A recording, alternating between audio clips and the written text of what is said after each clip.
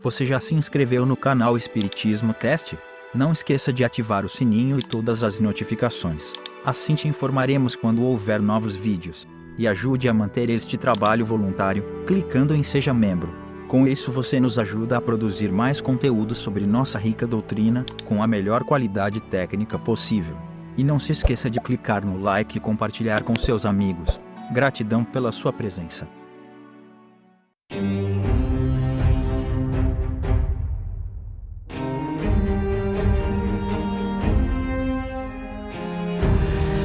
Olá meus amigos, minhas amigas, como é que vocês estão? Sejam bem-vindos a mais um episódio onde estudamos a obra fundamental, o que é o Espiritismo, que, digamos assim, é um baita resumão, né, do que acontece, do que é o Espiritismo feito pelo próprio Allan Kardec. Olha que privilégio, né? Nós estamos aí no segundo diálogo do cético. Esses diálogos, né, são pessoas que estão conversando com o Kardec via carta, escrito, né? Então vão fazendo perguntas. São 3 diálogos, né? Nós estamos no cético, no segundo diálogo. E neste, o cético está perguntando se médium é a mesma coisa que feiticeiro. É muito interessante. Então vamos sem demora para o estudo de hoje. Esse cético pergunta assim: desde que a mediunidade não é mais que um meio de entrar em relação com as potências ocultas, olha que nome chique, médiuns e feiticeiros são mais ou menos a mesma coisa? Olha o que o Kardec responde. Em todos os tempos houve médiuns naturais e inconscientes que, pelo simples fato de produzirem fenômenos insólitos e incompreendidos, foram qualificados de feiticeiros e acusados de pactuarem com o diabo. Foi o mesmo que se deu com a maioria dos sábios que dispunham de conhecimentos acima do vulgar. A ignorância exagerou seu poder e, muitas vezes, eles mesmos abusaram da credulidade pública, explorando-a, daí a justa reprovação que os feriu. Basta-nos comparar o poder atribuído aos feiticeiros com a faculdade dos verdadeiros médiuns, para conhecermos a diferença, mas a maioria dos críticos não se quer dar a esse trabalho. Longe de fazer reviver a feitiçaria, o espiritismo a aniquila, despojando-a do seu pretenso poder sobrenatural, de suas fórmulas, engrimanços, amuletos e talismãs, e reduzindo a ser justo valor os fenômenos possíveis, sem sair das leis naturais. A semelhança que certas pessoas pretendem estabelecer provém do erro em que estão julgando que os espíritos estão às ordens dos médiuns. Repugna a sua razão crer que o indivíduo qualquer possa à vontade fazer comparecer o espírito de tal ou tal personagem, mais ou menos ilustre. Nisto, eles estão perfeitamente com a verdade, e se antes de apedrejarem o espiritismo se tivessem dado ao trabalho de estudá-lo, veriam que ele diz positivamente que os espíritos não estão sujeitos aos caprichos de ninguém, que ninguém pode à vontade constrangê-los a responder ao seu chamado, do que se conclui que os médiuns não são feiticeiros. A gente vem aí de uma época em que se confundia tudo. Mas eu acho que até hoje se confunde tudo porque as pessoas, especialmente as más intencionadas, dizem aí, muitos em púlpitos de igrejas, por exemplo, neopentecostais, misturam tudo, né? Misturam que o espiritismo é macumba, naquele sentido pejorativo da coisa, capeta, bota tudo num saco, amarra e diz que é a mesma coisa. Não se dão trabalho sequer de estudar, nem sabem que o espiritismo é cristão. Então, assim, é um que se diz cristão, descendo a lenha numa doutrina cristã. Esta confusão é natural de acontecer, já que se trabalha com forças ocultas, digamos assim. O espiritismo vem, ao contrário, desfazer todos esses mal-entendidos, né? Dispensar o uso desses, como Kardec disse, desses amuletos, dessas fórmulas. Um exorcismo, por exemplo, né? É uma forma de interagir com o mundo espiritual. Uma forma muito da errada, porque trata aquele espírito maligno, que na verdade é nosso irmão, é um espírito infeliz, e quem é infeliz age por violência, tanto encarnados quanto desencarnados. Então, toda pessoa que é violenta nas suas palavras, nas suas ações, são intensamente infelizes. Angustiadas, infelizes, né? Então a gente vê também que um espírito infeliz atormenta. E aí tem aqueles tais dos exorcismos, que são todos errados, porque vêm com fórmulas, com leituras, com gestuais, com coisas, né? Que tem que fazer, que o padre vai lá fazer, que a gente conhece tanto de filme, que os filmes exageram, mas tem um fundo de verdade. É um modo errado de se tratar um irmão seu que está lá perdido, infeliz, atormentando um outro irmão que por afinidade está permitindo, né? Deve ser um médium de efeito físico, está permitindo a manifestação desse espírito, e vai lá o padre, desce a lenha e bate mais ainda nesse espírito infeliz que age por violência. Qual vai ser a reação? Violência em dobro. Ou senão ele sai de um e entra no outro, porque são afins. Ele não vai entrar nunca numa pessoa que está de bem com a vida. Entrar, entre aspas, né? A gente traz esses termos até dos filmes, né? O incorporar parece que o espírito toma o corpo da pessoa, quando na verdade ele só se aproxima do lado e o perispírito do médium e o perispírito do espírito se tocam, e com isso o médium consegue sentir tudo que o espírito sente e vice-versa. Então ninguém toma o corpo de ninguém, tá? Então esse termo incorporar é meio esquisito. Mas enfim, o Espiritismo vem destruir todas essas fórmulas mágicas, tanto de feiticeiros ou de padres exorcistas ou de o que quer que seja, e trazer uma lógica com respeito, né? Qual a melhor forma de tratar um espírito infeliz? Com amor. Com amor você desarma tudo. Você desarma o espírito.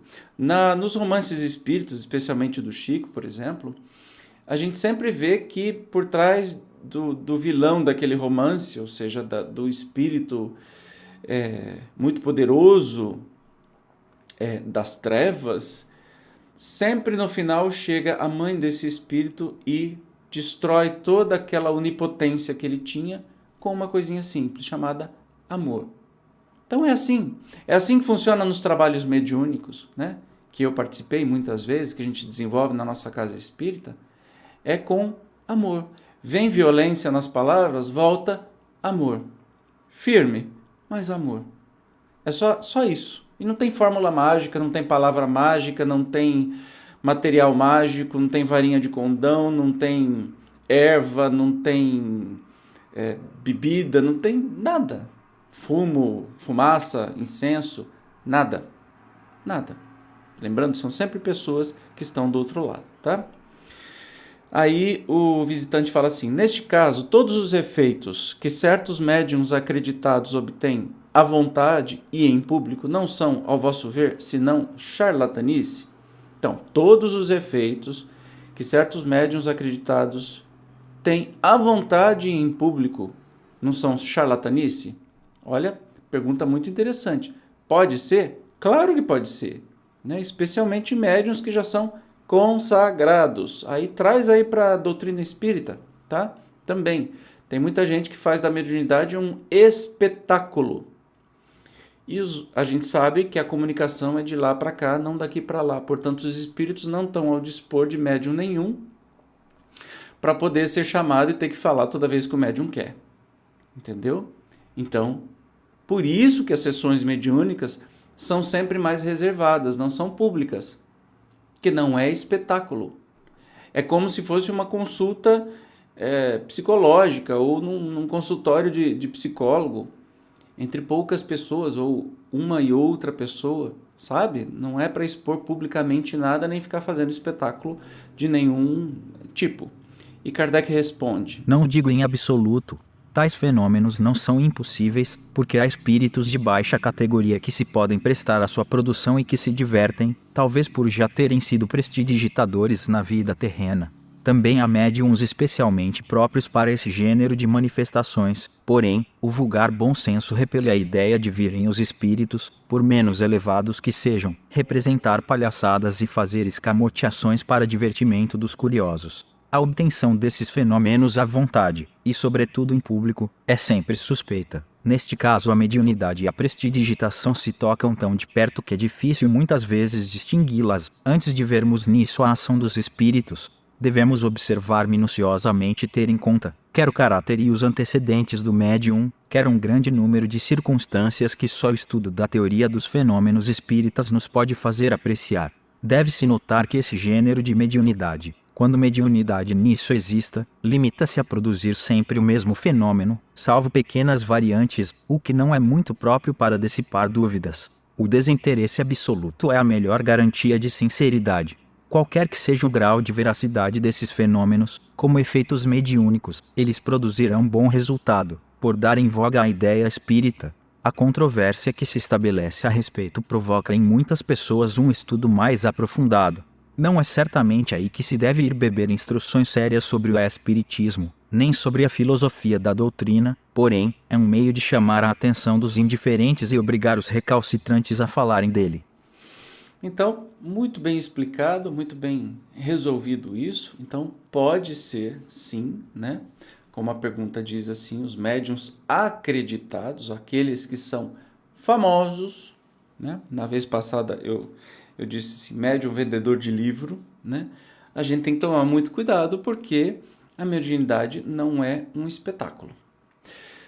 Longe de mim questionar, por exemplo, esse trabalho amoroso que alguns médiuns, muitos amigos, fazem de ir nos lugares, trazer comunicações de parentes. Então, este é um trabalho de amor, porque são médiuns voluntários também. Né? Não estão lá para vender livro, nem para fazer nada, estão lá para trazer um carinho, um trabalho de amor, que Chico fazia semanalmente, né? E acolhia e ajudava tantas pessoas. Então, que a gente possa distinguir uma coisa da outra. Estou falando aqueles espetáculos mesmo, né? Torno a dizer, o estudo mediúnico e o trabalho mediúnico numa casa espírita é sempre fechado. Fechado, ninguém pode entrar? Não, você pode entrar. Tem casas que fazem algum tipo de preparação, tem casas como a nossa que você pode ir, tem o estudo antes, 1 hora de estudo antes, depois o trabalho mediúnico, e quem está chegando por uns 3, 4 meses fica na vibração. Alguém trazendo boas energias e não vai fazer nenhum tipo de trabalho até que compreenda o mínimo do que acontece. Também acho um pouco absurdo esse negócio abusivo de você ficar 3, 4 anos estudando para depois começar a fazer um trabalho mediúnico. O espiritismo não é isso, não. O espiritismo é essencialmente experimental. É claro que o dirigente da casa espírita, quem preside aquele trabalho, não vai ser doido de colocar em risco, né, um médium que está com a mediunidade aflorada e tudo mais, né? Mas também não precisa fazer uma faculdade para fazer um trabalho mediúnico, até mesmo porque quem é médium desde criança, ele dá com, e tem isso no seu dia a dia. Então você não está apresentando nenhuma novidade para ele, você está instruindo e o ajudando a focar, né, essa faculdade que seja aproveitada da melhor maneira possível e que não atrapalhe a sua própria vida. Então, assim, o estudo mediúnico não desenvolve médiums ou não traz mediunidade para quem não tem. Ele simplesmente orienta quem é médium para fazer o bom uso dessa sua faculdade e que especialmente não atrapalhe a sua própria vida, tá? Então é isso, hoje nós ficamos por aqui. No próximo encontro nós vamos falar sobre a diversidade dos espíritos, ainda assim junto com este perguntador cético. Tá muito bacana. Eu te espero. Até lá. Tchau.